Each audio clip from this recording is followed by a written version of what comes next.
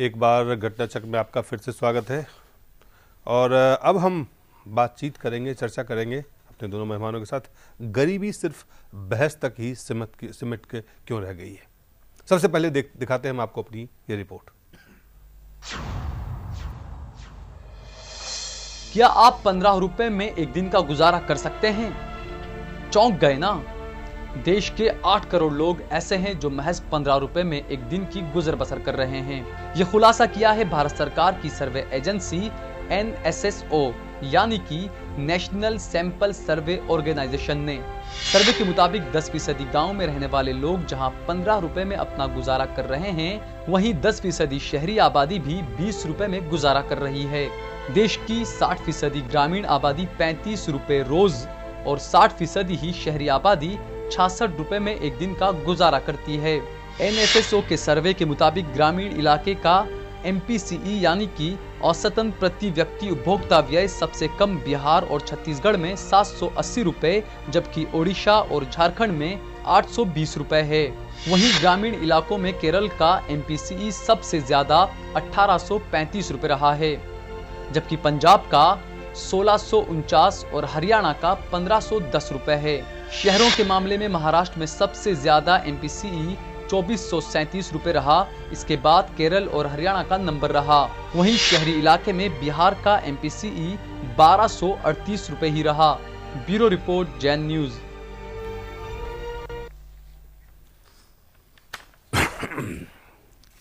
आपसे जानना चाहेंगे इस पे पहली प्रतिक्रिया।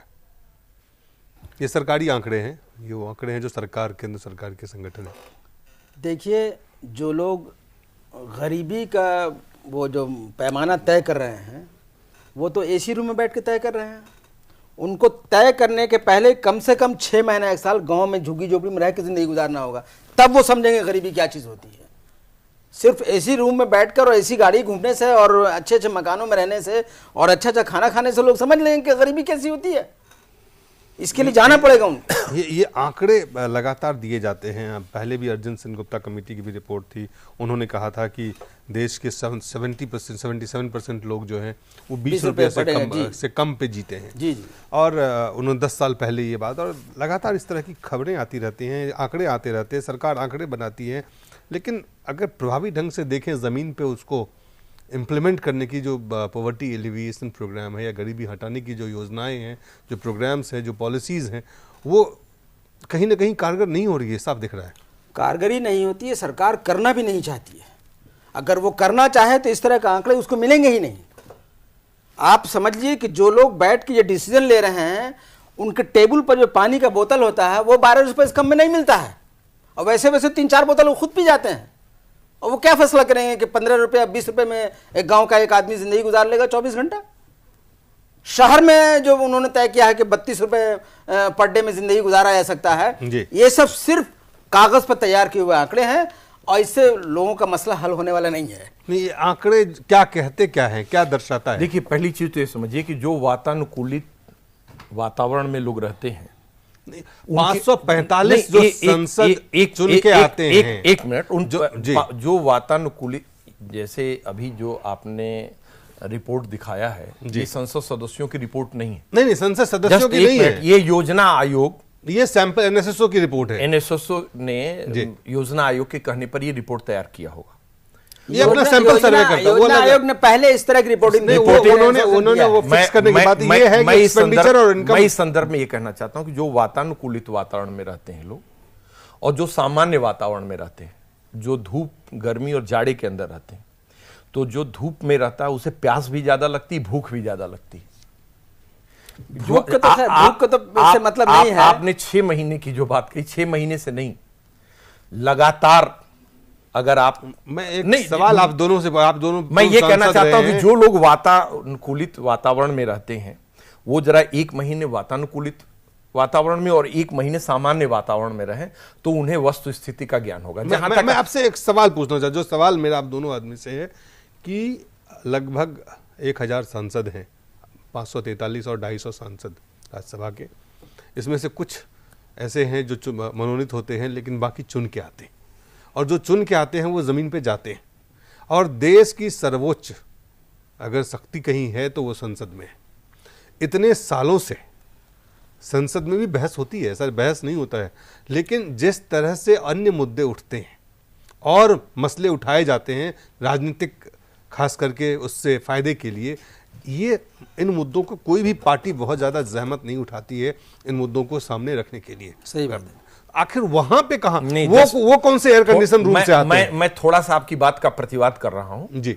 अगर 13वीं लोकसभा की संपूर्ण कार्रवाई का आप अवलोकन करें तो किसान के सवाल पर, गरीबी के विषय पर, खाद्य वितरण के सवाल पर जितने मैंने प्रश्न उठाए और जितनी चर्चा मैं आपकी बात नहीं कर रहा हूं। आपको यहाँ 1 मिनट आपने कहा 500 1 मिनट में यहाँ रोक रहा हूं आपको। जो आपकी संसदीय जनतांत्रिक प्रणाली है, इस संसदीय जनतांत्रिक प्रणाली में जब तक पार्लियामेंट को आप रिजल्ट ओरिएंटेड नहीं बनाएंगे जी, जैसे बहुमत के बल पर कोई भी दल जिसका बहुमत हो गया वो विपक्ष की आवाज को या आम सदस्य की आवाज को दरकिनार कर देगा, जो जनता के हित में आवाज होगी, तो उससे आप स्थिति में कोई परिवर्तन नहीं ला सकते। आज गरीबी उन्मूलन के लिए सरकारों के द्वारा, चाहे केंद्र की सरकार हो या राज्य सरकारों की योजनाएं हैं, उन पर दलालों का, माफियाओं का कब्जा है, वर्चस्व है, और उन योजनाओं का ये कह देना फिर तो देखिए, फिर क्यों बवाल उठते? जब ये कहते हैं लोग कि संसद के बारे में जब टिप्पणी करते हैं, टिप्पणी करते हैं, तो फिर संसद में इस बात को लेके क्यों क्रोध क्यों आता है सांसद को? नहीं, पहली बात समझिए, आप इतने सारे लोग जो देश को चलाने वाले सर्वोच्च संस्था में चुन के जाते हैं, भेजे जाते हैं, उन चीजों को दरकिनार करके राजनीतिक फायदे और नुकसान के बयानबाजी तक सीमित रहते हैं या वहां पे उस पे फोकस करते हैं। पहली चीज तो आप ये समझ लीजिए, बहुत स्पष्ट समझ लीजिए कि जब मैं स्पष्ट आपसे करना चाहता हूं कि इसमें संसद सदस्य की सीधे कोई भागीदारी नहीं, सीधे नहीं, मैं कह रहा हूं इन मुद्दों पे पहले तो आप पार्लियामेंट को रिजल्ट ओरिएंटेड बनाइए, एक सर्वसम्मति बने, जैसे अभी आप पार्लियामेंट रिजल्ट ओरिएंटेड है, लेकिन कुछ मुद्दों को नहीं, यही मैं कहना चाहता हूं कि नहीं रिजल्ट ओरिएंटेड है। देखिए पार्लियामेंट में बैठते हैं लोग, वोट लेके जाते हैं, सबसे बड़ा एम तो है कि हमको वोट मिल जाना चाहिए ताकि वो हमको कुर्सी मिल जाए जी। अभी तक जब हम पार्लियामेंट में जब आए तो हमने तो देखा कि बुनियादी समस्याओं को लोग उठाने लगे हैं, लेकिन पहले से इस बात को हम जानते हैं, आजादी के बाद से जब से पार्लियामेंट वोट हुआ, बुनियादी समस्या उठते हैं, ये अब हमने देखा है। लेकिन हम तो शुरू पार्लियामेंट में नहीं, हम तो 2008 में आए थे, देखा कि बुनियादी समस्याएं कुछ उठती हैं, लेकिन आज लेकिन मेरा ये कहना था कि आज तक जो वोट होता रहा इस देश में, वो ऐसी इश्यूज पर, राष्ट्रीय इश्यूज पर होते रहे, नेशनल इश्यूज पर होते रहे, जिसका समाज के बुनियादी समस्याओं को मतलब ही नहीं है। हिंदू मुसलमान के नाम पर वोट, हिंदुस्तान पाकिस्तान के नाम पर वोट, मंदिर मस्जिद के नाम पर वोट, आप इन सब पर वोट करते रहिएगा, आसानी से आपको वोट मिलता रहेगा। जात पात के नाम पे वो ये हुआ, जात पात तो कुछ ठीक भी है, ये जो हिंदू मुसलमान और मंदिर मस्जिद के नाम पर जो वोट होता रहा, तो इसका नतीजा क्या हुआ कि गरीबी, भ्रष्टाचार, बेरोजगारी, ये सब बढ़ती चली गई। इस पर लोगों का ध्यान नहीं गया, लोग सिर्फ धर्म के आधार पर और उसके बाद इसके आधार पर लोग वोट देते रहे, कुर्सियों पर लोग बैठते रहे। कभी लोगों ने जरूरत ही नहीं समझा कि देश को सड़क की जरूरत भी है, देश को पानी की जरूरत भी है, खेतों के लिए किसानों को मदद करने की जरूरत है, झुग्गी झोपड़ी में रहने वालों को मकान देने की जरूरत है, लोगों को शिक्षा देने की जरूरत है। इसको कभी जरूरत ही नहीं समझा इन लोगों ने, तो नतीजा तो सामने आएगा ही।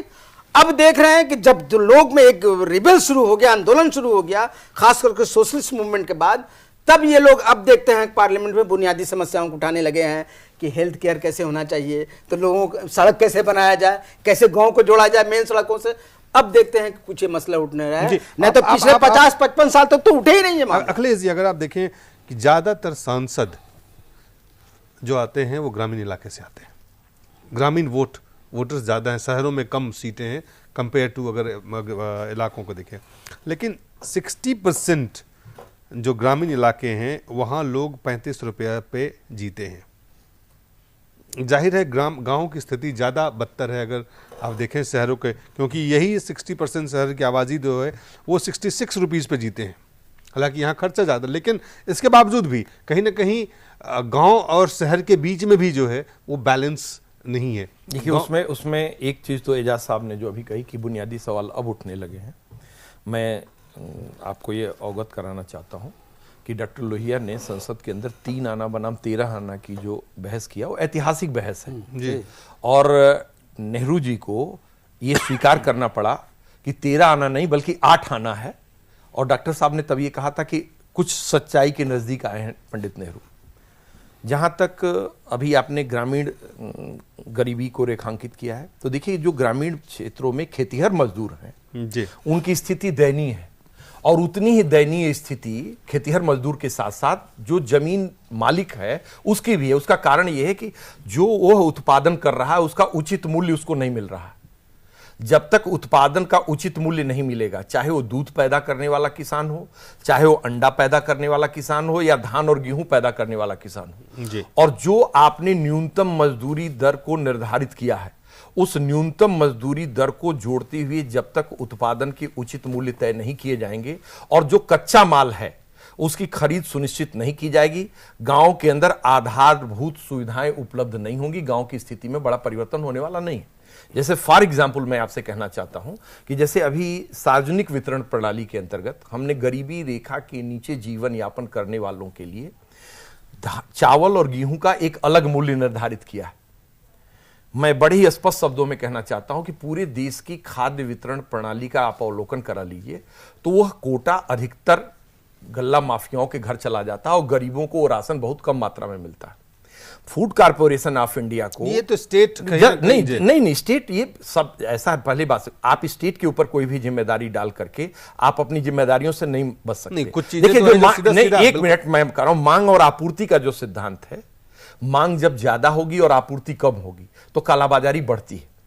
आज जितना हम भारतीय खाद्य निगम को खाद्यान्न के संरक्षण के नाम पे, भंडारण के नाम पे जितना रुपया दे रहे हैं, अगर ये रुपया हम डायरेक्ट फार्मर्स को सब्सिडी के रूप में देना प्रारंभ कर दें, समझे आप ना, तो आज जिस दर पर आम उपभोक्ता को गेहूं और चावल मिल रहा, उससे आधे दर पर चावल और गेहूं उपलब्ध होगा, उससे आधे दर पर, चाहे वो गरीब हो चाहे अमीर हो, और अच्छा राशन उपलब्ध होगा। लेकिन नौकरशाही का शिकंजा इतना मजबूत है कि वो खाद्य वितरण प्रणाली में को लागू रखना चाहता है, पीडीएस सिस्टम को लागू रखना चाहता है, और डायरेक्ट सब्सिडी के नाम पर आगे आने के लिए तैयार नहीं। जो ग्लोबल मार्केट है, उस ग्लोबल मार्केट में भी अगर हमें प्रतिस्पर्धा की दौड़ में किसान को ले जाना है, जब हमने WTO को साइन कर लिया तो WTO को साइन करने के बाद बाजार पर आपका नियंत्रण नहीं रह गया, और उसमें अगर आप विश्व की बाजार प्रतिस्पर्धा में अपने उत्पादक को ले जाना है तो निश्चित ही तौर पे उसे सीधी सुविधा सब्सिडी के रूप में और आधारभूत संरचनाओं का निर्माण करके देना पड़ेगा। आज देश की 60 साल की आजादी के बाद, 64 साल की आजादी के बाद भी 50% कृषि प्रकृति के भरोसे, अगर प्रकृति ऊपर से पानी बरसेगा तो खेती अच्छी होगी। जैसे अभी आप लोग, मैं मीडिया के माध्यम से देखता हूं, सरकार के चलाने वाले लोग भी कहते हैं कि वर्षा के अच्छे अनुमान हैं, इससे हमारी आर्थिक जीडीपी ग्रोथ बढ़ेगा। एक चीज सिर्फ डॉक्टर साहब आपसे जानना चाहते हैं कि सबसे कम जो औसतन प्रति व्यक्ति उपभोक्ता व्यय है बिहार में सबसे कम है। बिहार में 7 साल से नीतीश जी भी काम कर रहे हैं, आपको लगता है कि वहां पे चीजें बेहतर हो रही हैं जमीन पे, अगर गरीबी की हम बात करें? देखिए, गरीबी का जहां तक सवाल है, और खास करके जो ये, उसमें बिहार तो पीछे है ही, पीछे था, बहुत पीछे था, हर हिसाब से पीछे था। अभी भी ज्यादा इंप्रूवमेंट नहीं हो सका है, इतना तो मानना होगा आपको। इसलिए कि बिहार को तो हमेशा लोगों ने यूज किया है सत्ता के लिए। आप देखिए कि बिहार को गांधी जी ने अपना आंदोलन का केंद्र बनाया, उनको लगा कि बिहार ही एक ऐसी जगह है जहां से आंदोलन मेरा कामयाब हो सकता है जी। लेकिन जब भारत आजाद हो गया उसके बाद से बिहार पर कभी ध्यान नहीं दिया गया।